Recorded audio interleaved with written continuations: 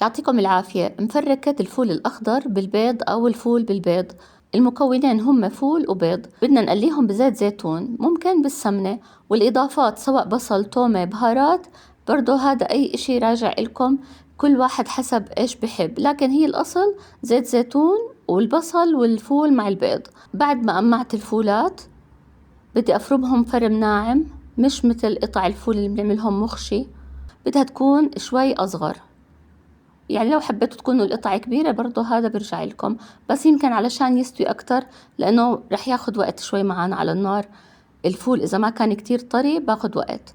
حبة بصل نفرمها ناعم، حصين توم أو 3 حسب كمية الفول، 3 بيضات 4 بيضات، برضو راجع لكم. أنا حطيت البهارات مع البيض، حطيت ملح وبهار وفلفل، ما حطيت أي إشي تاني، ما حطيت كمون.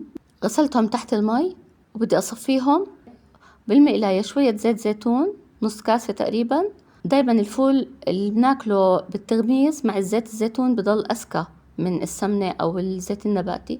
وحطيت البصل لحتى دبلت، وضفت عليها التومة بعد ما دبلت البصلة، وبدي أحركهم شوي بس ياخد طعم، ما بدي إياهم يحمروا، بس بدي إياهم يدبلوا شوي. بعديها ضفت الفول بعد ما تصفى من المي، ومنضل نقلب فيه.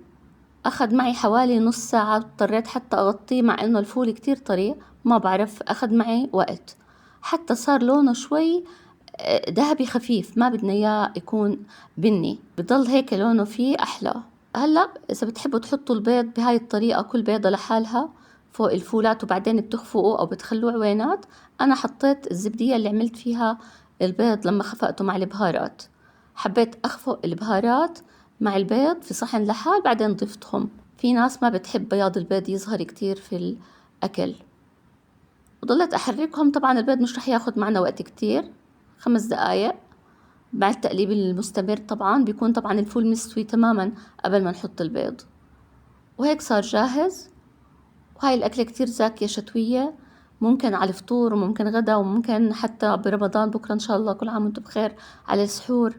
ومثل ما قلت لكم أي إضافات من عندكم بتحبوا تحطوها، منغمسه طبعا بالخبز مع المخللات، مع زبدية لبن، زيتون، جرجير، هالأشياء اللي عندكم هيك مقبلات. إن شاء الله تكون عجبتكم. احكوا لنا كيف طريقتكم، إذا بتحطوا رشة كمون، سماق، بقدونس، كزبرة على وجه الصحن، وصحة وهنا. عقبت عليكم بالعافية. تحياتي عريب العزيزة.